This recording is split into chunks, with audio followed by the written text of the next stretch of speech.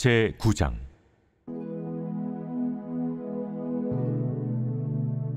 이스라엘아, 너는 이방 사람처럼 기뻐 뛰놀지 말라. 내가 음행하여 내 하나님을 떠나고 각 타작마당에서 음행의 값을 좋아하였느니라. 타작마당이나 술틀이 그들을 기르지 못할 것이며 새 포도주도 떨어질 것이요, 그들은 여호와의 땅에 거주하지 못하며 에브라임은 애굽으로 다시 가고 아수르에서 더러운 것을 먹을 것이니라. 그들은 여호와께 포도주를 부어드리지 못하며 여호와께서 기뻐하시는 바도 되지 못할 것이라. 그들의 재물은 애곡하는 자의 떡과 같아서 그것을 먹는 자는 더러워지나니 그들의 떡은 자기의 먹기에만 소용될 뿐이라 여호와의 집에 드릴 것이 아님이니라. 너희는 명절날과 여호와의 절기의 날에 무엇을 하겠느냐? 보라, 그들이 멸망을 피하여 갈지라도 애굽은 그들을 모으고 노브는 그들을 장사하리니 그들의 은은 귀한 것이나 찔레가 덮을 것이요, 그들의 장막 안에는 가시덩굴이 퍼지리라. 형벌의 날이 이르렀고 보응의 날이 온 것을 이스라엘이 알지라. 선지자가 어리석었고 신에 감동하는 자가 미쳤나니 이는 내 죄악이 많고 내 원한이 큼이니라. 에브라임은 나의 하나님과 함께한 파수꾼이며 선지자는 모든 길에 친 새 잡는 자의 그물과 같고 그의 하나님의 전에는 원한이 있도다. 그들은 기브아의 시대와 같이 심히 부패한지라. 여호와께서 그 악을 기억하시고 그 죄를 벌하시리라. 1986년부터 1991년까지 우리 대한민국을 들썩거렸던 한 가지 사건이 있었습니다. 그것은 바로 화성 연쇄 살인 사건이었는데요. 당시에 이 살인 사건이 펼쳐지고 나면서 수많은 이런 군과 또한 검찰이 함께 동참하면서 이 범인을 잡기 위해 정말로 박방으로 뛰고 달리고 했지만 10번째 살인 사건이 일어날 때까지 이 살인자를 찾지 못하는, 범인을 찾지 못하는 미궁의 사건으로 빠지는 그런 사건으로 전락이 되어지는 상황이었습니다. 그런 상황 가운데에 이 사건을 끝까지 추적했던 자들이 결국은 34년 만에 그때 채취했던 이 DNA를 통해서 범죄자들의 DNA와 함께 조회를 해보고 그것이 일치가 되어지는 사람을 이제 찾게 되어져서 결국은 이 화성 연쇄 살인 사건이 이제 마무리가 되게 됐죠. 그때 범인으로 잡혔던 사람이 이춘재라고 하는 사람입니다. 나중에 이춘재라고 하는 이 범인이 잡히고 난 이후에 이제는 경찰에서 이 사람과 함께 인터뷰를 하면서 왜 이러한 엽기적인 이런 살인 사건을 저질렀는지에 대한 부분들을 이제 쭉 모니터링을 하는 그런 시간들이 있었습니다. 그러면서 이제 발견되어졌고 또 많은 심리학자들이 왜 이 사람이 이런 끔찍한 일을 저지를 수밖에 없었는가라고 하는 것들을 이제는 심리학자들이 하나씩 그의 심리를 분석해가는 그러한 과정들도 사실은 있었죠. 그런데 이러한 심리의 분석의 과정을 통해서 알게 된 것이 뭐냐면 이 이춘재라고 하는 사람이 굉장히 열등감에 빠져 있었다라는 것입니다. 그래서 이 열등감에 빠져 있었던 이 사람이 그렇다면 왜 이런 연쇄 살인 사건이 일어나기 이전에 이춘재라고 하는 사람의 심리가 어떠했는지, 과연 그때도 이러한 연쇄 살인 사건, 그러니까 살인자로서의 어떤 그런 심리적인 압박감, 그리고 본인의 심리나 어떤 인생의 모습 속에서 내가 살인을 저질러야 될 수밖에 없는 어떤 심리적인 요인이 있었는가, 이거를 쭉 조사를 하게 됩니다. 그런데 보니까 화성 연쇄 살인 사건을 저지르기 이전에도 이 사람 안에는 사람을 죽이고자 하는 그런 본성이 있었던 거예요. 그 심리가 있었습니다. 그런데 왜 그때는 사람을 죽이지 않았는가? 자, 그것을 이렇게 쭉 한번 모니터링하고 그걸 발견하는 가운데에 이 사람이 군대에 이제 군대를 들어가게 되는데 그때에 어떤 마음이 있었냐면 여전히 살인에 대한 마음이 있었습니다. 그런데 그런 살인을 하고자 하는 욕구가 잠시 이렇게 눌려 있었던 거죠. 그 이유가 무엇인가를 가만히 이제 찾아보니까 이 사람이 이제 군대에 들어갔는데 이 보직이 뭐냐면 이 탱크를 운전하는 그러한 보직을 받은 겁니다. 그런데 이 열등감을 가지고 있는 사람이 그 열등감으로부터 잠시나마 자유로울 수 있는 심리적인 상태가 뭐냐면 많은 사람들 앞에서 내가 인정받고 그리고 많은 사람들을 내가 통제해 나가다라고 하는 그런 느낌과 그런 기분이 들면 본인 안에 있는 열등감이 눌려진다라는 거예요. 그걸 발견하게 된 거죠.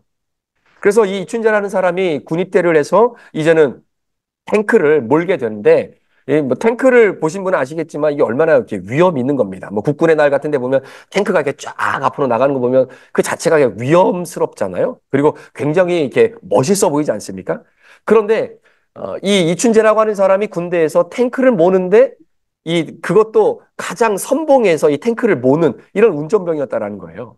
그러니까 가뜩이나 탱크 한 대만 지나가도 사람들이 와 이러는데 본인이 가장 선두에서 탱크를 이끌어가고 그 뒤로 끝이 보이지 않는 탱크들이 쫙 따라오니까 그게 굉장히 이 성취감을 느끼는 겁니다.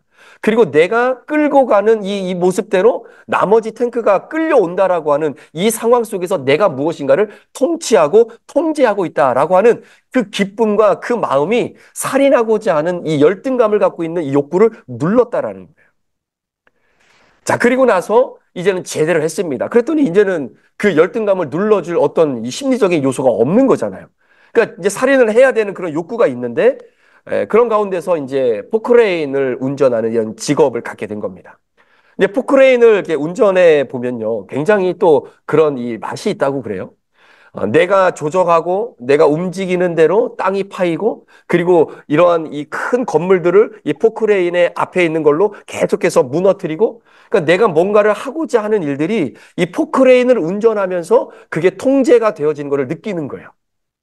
그러면서 동일하게 살인을 하고자 하는 그런 마음이 눌려지게 되는 어떤 성취감을 느끼게 되고 또 그것으로 인해서 내가 무엇인가를 통제하고 있는 그런 권한이 나에게 있다라고 하는 것을 느낌으로 인해서 살인하고자 하는 욕구를 눌러버리게 된다라는 것입니다. 자, 그리고 나서 이제는 뭐 포크레인으로 일을 하니까 이제 돈도 벌고 그리고 이제 뭐 정상적인 뭐 가정 생활도 하면서 이렇게 살아가게 되는 거죠. 자, 그렇게 살아가다가 어느 순간 내가 가지고 있는 이 열등감을 눌러낼 수 있는 그래서 내가 뭔가를 통제하고 이끌고 내가 뭔가를 관리하고 있다라고 하는 어떤 이러한 느낌을 받을 만한 어떤 인생의 여건이 딱 끊어진 거예요. 그때야 비로소 눌려 있었던 살인하고자 하는 이 욕구가 이제는 솟아오르기 시작하면서 이제는 33년 만에 이 미궁에 빠진 이런 화성 연쇄 살인 사건을 펼쳐지게 되는 겁니다. 10번째까지 살인 사건을 펼치고 난 이후에 이 살인 사건이 멈춰요. 그러니까 이 경찰들이나 아니면은 이 심리학자들이나 많은 사람들이 자, 다음 사건. 자, 연쇄 살인 사건이라고 하면은 뭔가 이유가 있을 것이고 이것이 연쇄 살인 사건이라고 한다면 뭔가 살인의 패턴이 그 안에 들어가 있지 않겠는가? 이제 이런 생각을 가지고 그 패턴을 계속 찾아보는 거죠.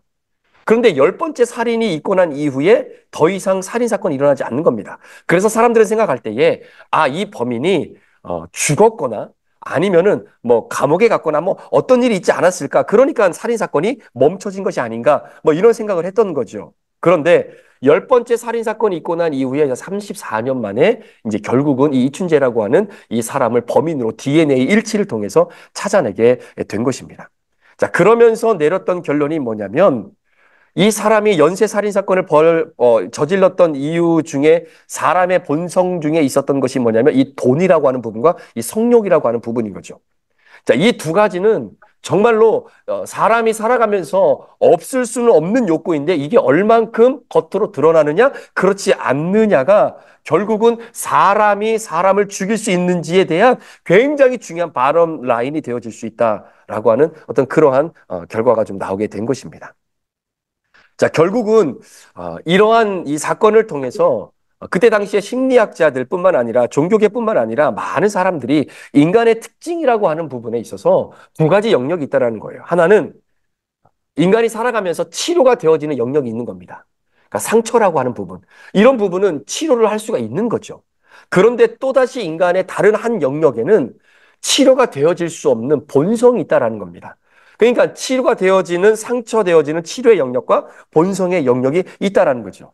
이 두 가지 영역을 잘 바라보면서 이 사람이 치료가 되어질 수 있는지 아니면 치료가 되어질 수 없는 본성의 부분인지 이 부분을 함께 좀 봐야 된다라는 것입니다.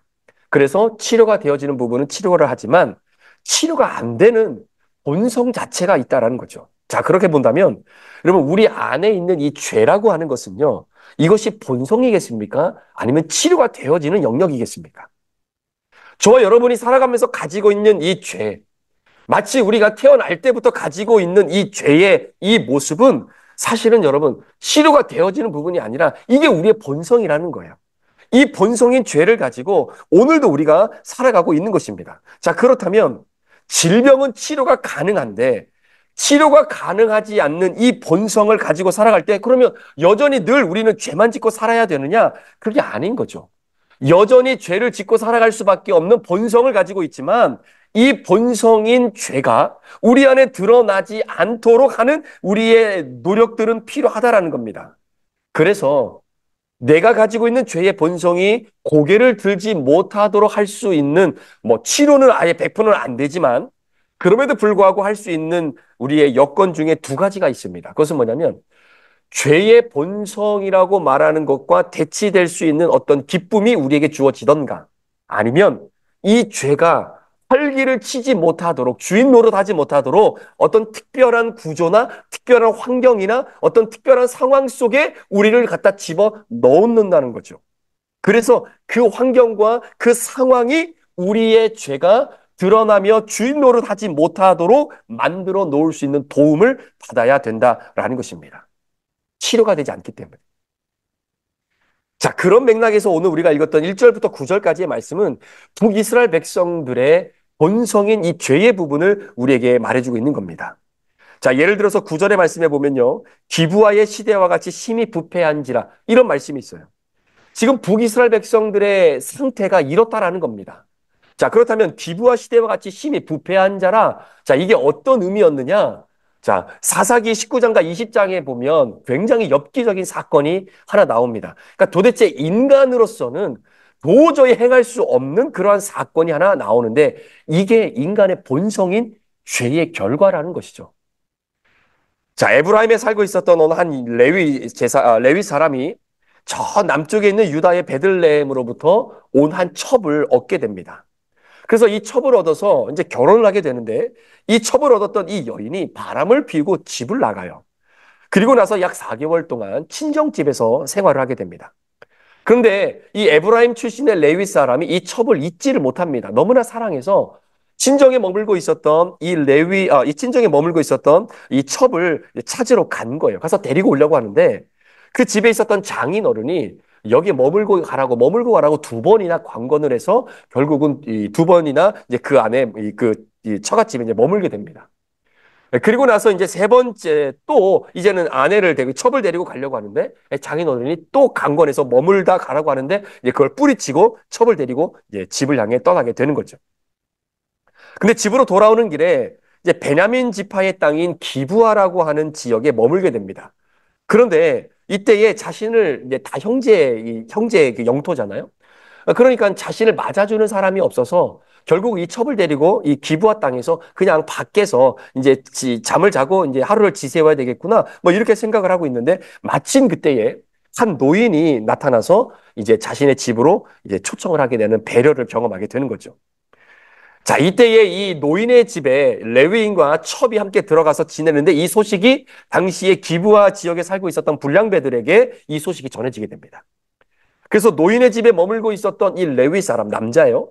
이 레위 사람을 끄집어내서 마치 소돔과 고모라에 있었던 그 사건처럼 이제는 동성 간의 어떤 부적절한 관계를 맺기 위해서 그 레위인을 끌어내려고 하는 겁니다. 그때에 그 집에 있었던 노인이 도저히 남자끼리 이런 부적절한 관계를 맺는 것을 막기 위해서 결혼하지 않는 자신의 처녀, 자신의 딸과 그리고 레위인의 첩을 그 불량배들에게 내어주게 되죠.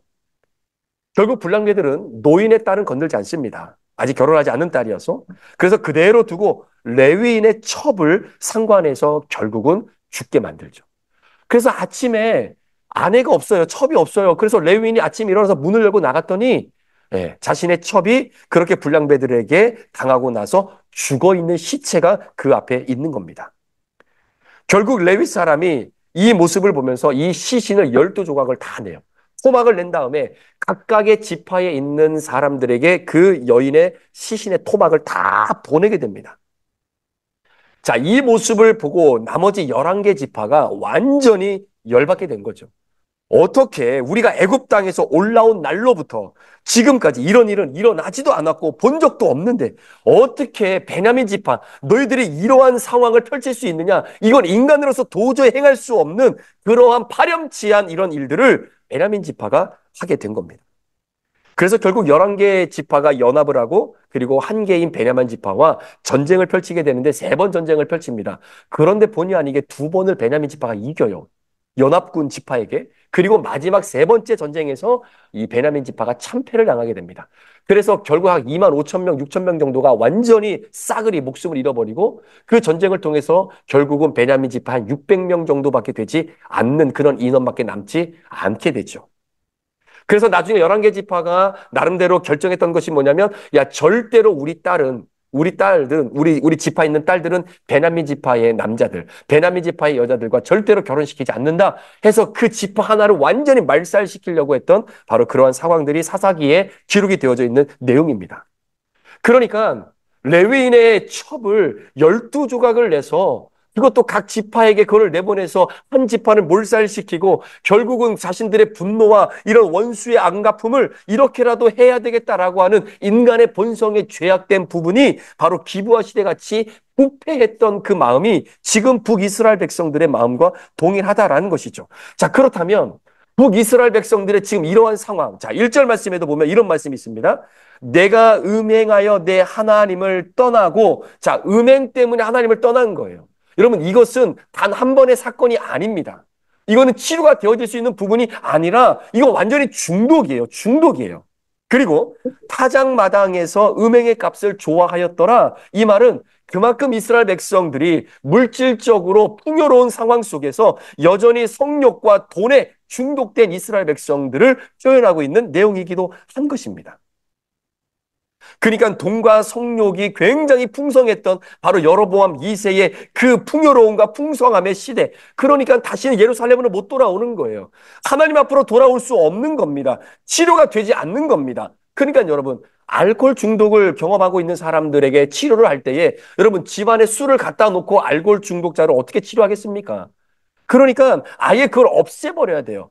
담배 피는 것이 중독된 사람은 담배 자체를 아예 눈에 안 보이게 완전히 없애버려야 되는 것입니다. 그게 없어져야 되는 거예요.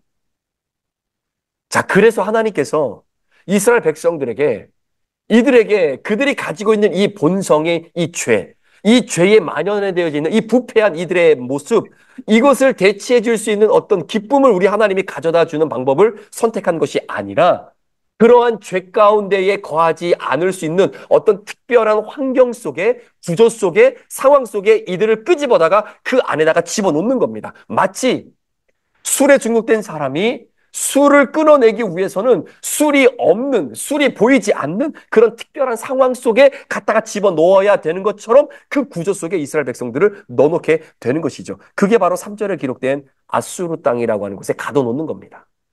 포로로 끌려가서 아수르 땅에다가 가둬 놓는 겁니다. 이것이 지금 이스라엘 백성들의 본성이고 상태예요. 돈과 성의 노예가 되어진 바로 이 본성.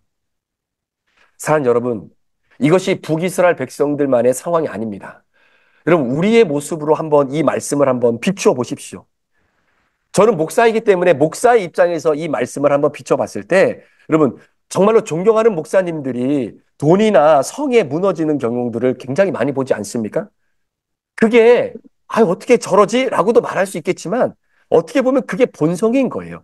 그게 드러나지 않았을 뿐이지 그게 우리 모두가 가지고 있는 본성이다라는 것입니다. 그래서 이 말씀을 저는 제 자신에게 한번 적용해 봤을 때 왜 나를 하나님이 목사로 세워 놓으셨을까? 왜 하나님이 여러분들을 그런 장로로, 권사로, 집사로 그렇게 직분을 주고 하나님이 왜 그 직분에 맞는 그러한 삶을 교회 안에서 살아가게 하셨을까? 목사라는 환경이라는 곳에 하나님이 저를 이렇게 가둬 놓으신 거예요. 그리고 함께 여러분들과 큐티하면서 큐티라고 하는 이 환경과 이 구조 속에 하나님이 저를 그냥 가두어 놓으신 거예요.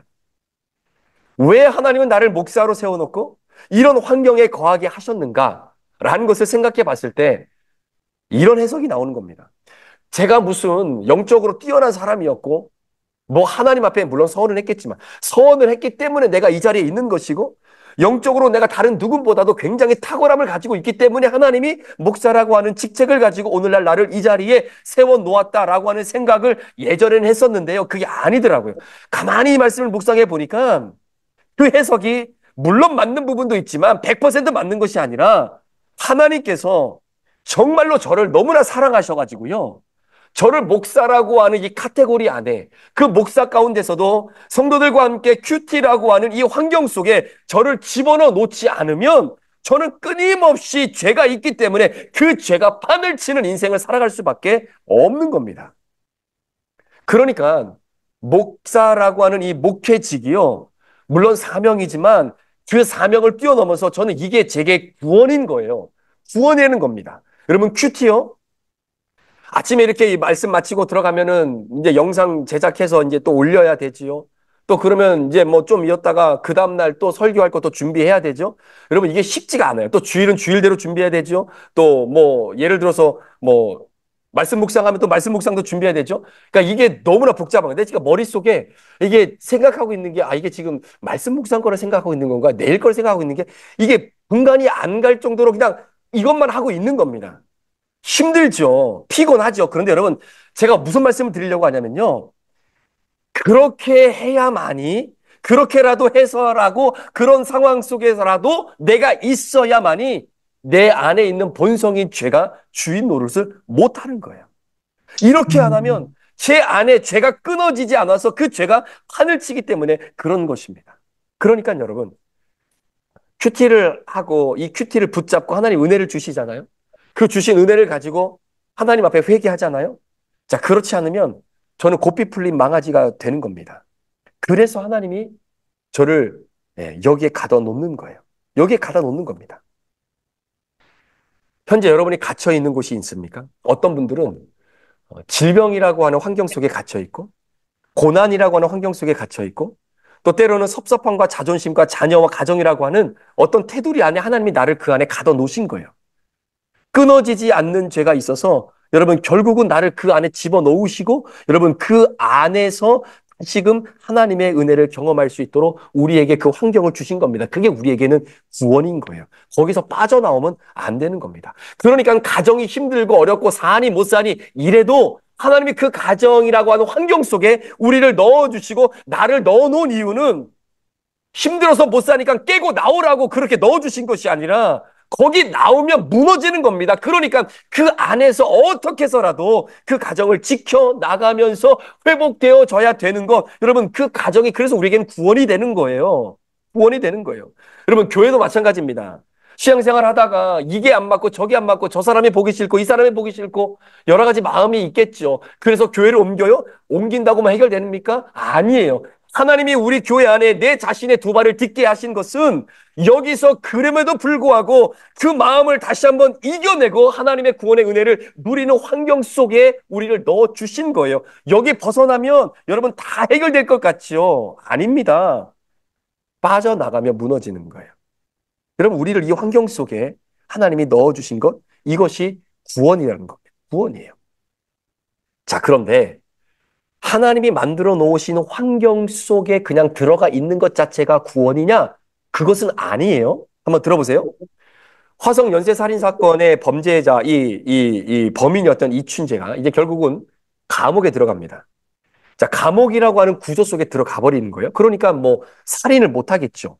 그렇죠? 감옥에 갇혀 있으니까. 그러면 살인하고자 하는 욕구가 있어도 살인을 못 하는 것이니까 그 구조 속에 그 환경 속에 있다고 해서 여러분 이춘재라고 하는 사람이 구원을 받은 겁니까? 나중에 감옥에 들어가서 살고 있는 이 사람을 인터뷰한 영상이 있어요. 감옥에서 24년째 복역을 하고 있는데 이 사람이요. 진짜 열심히 운동합니다. 그리고 24년 동안 그 감옥에서 모범수로 지내요. 모범수로 지내요. 여러분, 그게 이 사람이 진짜 회개를 했기 때문에 그 구조 속에서 결국은 내가 죽이고자 하는, 살인하고자 하는 이 욕망이 눌려졌기 때문에 이걸 회개라고 볼 수 있고, 그래서 이 사람이 이렇게 운동도 하고 모범수로 살고 있느냐? 그게 아닌 거예요. 그게 아닌 겁니다. 이 사람은요, 지금은 내가 징벌을 받고 있잖아요. 이 내가 지었던 죄에 대한 심판을 받고 있잖아요. 그런데 이 징벌의 시간, 심판의 시간이 지나면 다시 살인하고 싶은 그 마음이 있는 거예요. 여전히. 그걸 어떻게 할 수 있냐면 인터뷰를 하는데 당신이 살인을 했던 그 유가족들에게는 미안한 마음이 없느냐? 그랬더니 이춘재가 하는 얘기가 뭐냐면 일도 미안하지 않다라는 거예요. 다시 하나도 미안하지 않다라는 겁니다. 징벌로 인해서 잠시 내가 누군가를 죽이고자 하는 그 살인에 대한 욕구가 눌려 있는 것이기는 한데 눌려 있는 것 자체가 회개가 아니다라는 거예요. 여러분, 눌려 있는 것은 변화된 것이 아닙니다. 눌려 있는 것은 회개한 것이 아니에요. 어느 순간 나도 모르게 툭 치면 또 튀어나오는 것, 그것은 내가 회개를 통해서 변화된 것이 아직은 아닙니다. 그런데 신앙생활을 이렇게 하시는 분들도 가끔 있어요. 징계가 나에게 찾아오면 잠시 내가 겸손해졌다가 하나님의 징계와 심판이 끝나면 다시 예전의 모습으로 돌아가는 것. 여러분, 이것은 회개가 아닌 것이죠. 자, 이스라엘 백성들이 지금 이런 상황입니다. 이렇게 파렴치하고 기브와 시대 같이 부패하고 치료가 되어지지 않는 그 죄의 본성이 완전히 100% 드러나 있는 이 상황 속에 하나님께서는 이 본성, 이 죄의 본성을 갖고 있는 이 북이스라엘 백성들, 이 사람들 이거 어떻게 할 것인가? 치료가 되어진다면야 치료를 하겠는데 선지자들의 말도 듣지도 않고 음행하면서 하나님을 떠나버리고 그리고 성과 물질과 그리고 돈에 완전히 노예가 되어져 버려서 더 이상 하나님의 백성의 정체성을 잃어버리고 살아가는 이들을 도대체 어떻게 내가 사랑할 수 있을까? 이게 호세아서의 내용인 거예요. 이들을 내가 어떻게 끝까지 사랑할 것인가? 라고 하는 그 마음을 하나님이 끊임없이 보여주는데 그것이 뭐냐면 지금은 힘들지만 너희들이 도저히 안 되겠다. 이 상황에서는 이 환경에서는 도저히 안 되겠다. 조금 다른 상황, 다른 환경에 좀 머물러 있다가 이것이 어느 정도 좀 정리가 되면 내 사랑을 좀 받아들일 수 있는 그러한 여건이 되면 그때 내가 다시 너희를 인도할게. 여러분, 이것이 이스라엘의 역사잖아요. 그래서 호세아서는 이거를 이야기하고 있는 겁니다. 자, 완전히 이제는 구제불능인 이스라엘 백성들, 북이스라엘 백성들을 바라보면서 여러분, 사랑하지 않으면 아프지 않아요. 내가 아픈 이유는 사랑하기 때문에 아픈 겁니다. 여러분 한번 생각해 보세요. 여러분 옆집에 살고 있는 사람이 뭐 누가 사는지도 잘 모르는 요즘 시대에 아니 옆집에 사는 사람 중에 남편이 바람을 피우는데 여러분의 마음이 아픕니까? 아니 옆집에 있는 아내가 그 사람의 아내가 바람을 폈는데 그게 여러분이 마음이 아파요? 안 아프지요. 왜? 사랑하지 않으니까. 나 상관없다라고 생각하니까. 그러면 마음이 아프지 않아요. 그런데 호세아서의 절묘한 타이밍이 뭐냐면요. 죄의 본성이 있는 이 북이스라엘 백성들을 바라보면서 하나님이 먼저 사랑하기 시작하신 거예요. 사랑하기는 하는데 그 사랑의 대상이 음란이 안 끊어지는 여인을 사랑하게 되는 겁니다. 내가 정말로 사랑하고 싶고 사랑하는데 그 사랑하는 여인이 음란이 끊어지지 않는 여인이에요. 여러분, 이 말을 뒤집어 얘기하면 무슨 얘기냐면요. 내 아내가 배우자가 음란을 저지를 때마다 호세하는 마음이 찢어져 죽는 겁니다. 너무나 아픈 거예요. 사랑하지 않으면 안 아픈데 사랑하니까 아픈 겁니다. 자, 보세요. 하나님께서 호세아 선지자를 통해서 주신 이 메시지가 나중에 13장, 14장으로 넘어가면 이스라엘 백성들, 이게 호세아의 능력이고 하나님의 능력, 사랑의 본성입니다. 변하지 않을 것만 같았던 이들이 하나님의 끊임없는 지속적인 사랑을 경험하면서 조금씩 주님께로 돌아오는 역사가 나타나는데 이런 거예요. 자신이 끊어지지 않는 죄. 내 본성에 바라봤을 때 이 죄는 치료가 안 되고 이 음란과 타락과 돈과 성의 노예가 되어져 버린 내 본성, 이거는 도저히 끊어지지 않았던 이 죄가 나를 사랑하는 사람을 너무나 아프게 한다라는 것을 고멜이 조금씩 배워가는 겁니다. 이게 사랑의 힘인 거예요. 이게 사랑의 힘인 겁니다. 정말로 밑 빠진 독처럼 물을 부어도 도저히 채워지지 않을 것 같았던 그 사람이 내 죄가 끊어지지 않는 나의 이 본성 때문에 나를 사랑하는 저 사람이 저렇게 마음 아파하고 가슴이 찢어지고 있구나라는 것을 고멜이 조금씩 배워가기 시작하는 거죠. 여러분, 그것이 하나님이 이스라엘 백성들을 이끌어 가시는 하나님의 사랑의 방법이고요. 그것이 오늘 저와 여러분들을 이끌어 가시는 하나님의 사랑의 방법과 동일합니다. 그것이 저와 여러분이 오늘을 살아가는 바로 이 성화의 과정의 아주 중요한 부분이에요. 여러분, 그리스도인은 바로 이겁니다. 내가 오늘도 끊어지지 않는 나의 죄의 본성, 이 죄 때문에 나를 사랑하시는 하나님의 마음이 얼마나 아프고 얼마나 찢어질까라는 것을 깨닫고 하나님이 기뻐하시는 모습으로 마치 고멜이 그렇게 조금씩 조금씩 배워간 것처럼 우리도 오늘도 그렇게 배워가는 것이 그리스도인의 삶이라는 거예요. 그게 성화의 과정을 오늘도 걸어가야 되는 저와 여러분들의 모습이고 하나님은 그렇게 오늘도 우리를 이끌어 가실 것입니다. 사랑하는 성도 여러분, 그리스도인인데 내가 지은 나의 죄로 인해서 하나님의 마음이 아프지 않을 거다, 하나님의 마음이 찢어지지 않을 거다라고 생각하는 사람은 그리스도인이 아닌 거예요. 여전히 주님의 은혜가 필요한 사람들이라는 것이죠. 오늘 죄악을 심판하는 이 형벌의 날, 완전히 죽을 수밖에 없었던 이스라엘 백성들. 이것으로 끝나는 것이 아니라 이 호세아 선지자는 그럼에도 불구하고 힘이 부패한 이스라엘 백성들을 하나님의 끊임없는 사랑으로 그들을 배워가게 만드는 그 사랑이 오늘도 저와 여러분들에게 펼쳐지는 시간이 되기를 소망하고, 오늘도 하나님이 나를 사랑하기 때문에 내가 지은 이 죄로 우리 하나님이 가슴 아파하시고 마음 아파하시겠다라는 것을 깨달으며 조금씩 주님의 마음과 사랑을 닮아갈 수 있는 그런 아름다운 성화의 과정이 거룩을 향해 나아가는 그 은혜가 오늘 저와 여러분의 삶 가운데에 펼쳐진 은혜가 있기를 우리 구주 예수 그리스도의 이름으로 축원합니다. 아멘. 기도하시겠습니다.